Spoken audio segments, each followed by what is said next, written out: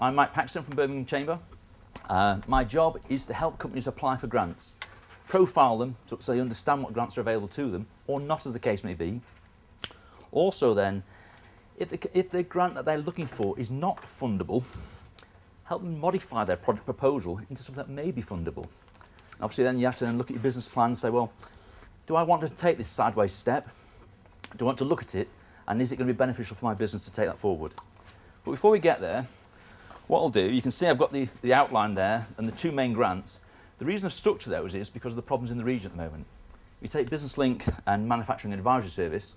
I mean, those terms, do you know what those, anybody know what Business Link is? No? Manufacturing Advisory Service? Oh yes, I know that. Right. Business Link is the main body for funding. The Manufacturing Advisory Service, as the name suggests, is the specialist body for funding. So if you've got a general business, service, manufacturing, marketing, what else? Social services, that type of area, you're under Business Link banner, and they'll fund all the different elements. When you move into the process side of it, you're into the mass area. So anything you want to do about materials, logistics, value engineering, product development, they're the type of people who support that area. These two areas come from AWM, the main body in the region. What we'll do, we'll take that forward. Reason for me going back and standing back, because everybody says, well, what grants are available to me? And you're going, oh, free cash, loads of it. No, no, no. They're investing in you. And you think of what Gary said this morning about investments. That's what you need to think about. So when you actually think about your funding and your funding proposals, it's what are you going to give back to the region? If you take that as your mindset, that you're going to give something back, so they're going to invest, let's say, 20, 30,000, 100,000, $500,000. What's that going to return over the next 5 years? And that's the type of mindset you have to have. If you want to be quite creative in how you want to look at your funds, there's a potential that you can actually get some funding to move it forward. Think of what Gary said, is start your business plan. That's what I'm glad you did the presentation before me. I don't have to go into the detail. Yeah? Pull your information together. Widest source, but understand your funding criteria. If you understand the funding criteria, there's so much you can get funded in the marketplace, it's untrue. You might find somebody will fund your feasibility. You may find, well, somebody will fund your market feasibility. So you've got your product and your market feasibility all funded. Then you can actually go in to look at the product itself and develop the product. They'll have tick boxes they want to meet. They'll want you to buy into new sales. They'll want you to buy into growth in sales. They'll want you to buy into productivity improvements. They'll want you to buy into efficiency gains, reduction in energy costs. You can see, you hear them all day, don't you, on the radio. These are the criteria that they'll measure you by. If you can match that in your process, probability you'll get grant is quite strong.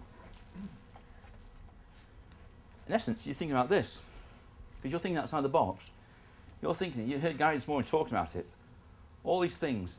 He mentioned about the iPod. Think about the origins of the iPod, where did it come from?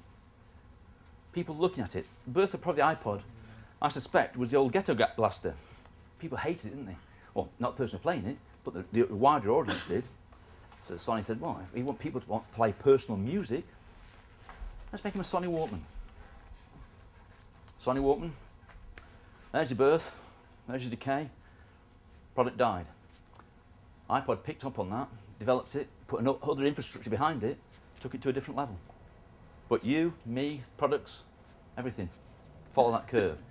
You'll probably find, if you take Dyson when he came out as an analogy, you think his first product was the Dyson, the next product was the multi-cylinder Dyson, wasn't it?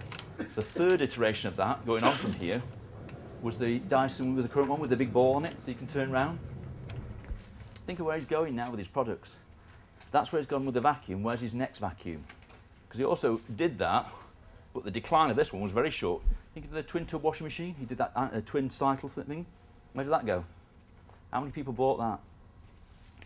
But that's also part of your grant. Because when you actually think about that, this is your route to exploitation. Where am I? Here's my concept. Here's how it's going to develop. Here's what I know is going to be the exploitation route. And here's where I want to go afterwards, because here's my next product on. So you can paint in a picture of where you want to go, the wider market area. So if you can give them that, again, these are the things they want to see. It tells you understand the environment you're in. It understands the patterns you're working to. Because if you can say, right, I know what's going to follow on from there, that suggests you've done a SWOT analysis, you've done a pest analysis, and you understand what my strengths and weaknesses are, what is the environment I'm sat in. Yeah? You can see that, and that will tell them in the business plan what it is that you understand.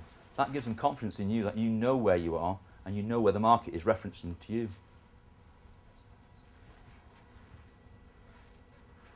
So, you can paint a picture now, you know where you are, and you know where you want to get to. If you can document that in a nice, coherent picture that really has passion behind it, then we're on to a winner. So if that then gives you that, and you can actually outline that. When I write some of the grants, I always tell them to allow for 3 iterations. 3 iterations, because whoever does it right first time. Anybody? Yeah? I've never have, so I can speak from experience. I try to achieve that middle line, but rare.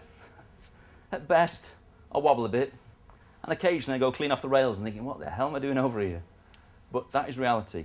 So if you can paint that picture, and those routes, and what your cause and effect are, as he said this morning, that's your risk analysis. What happens if? Where do I go wrong from here?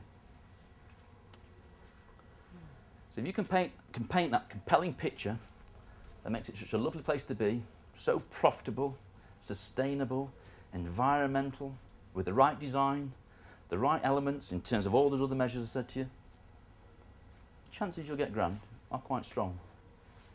Because that's what they're buying into, that compelling picture.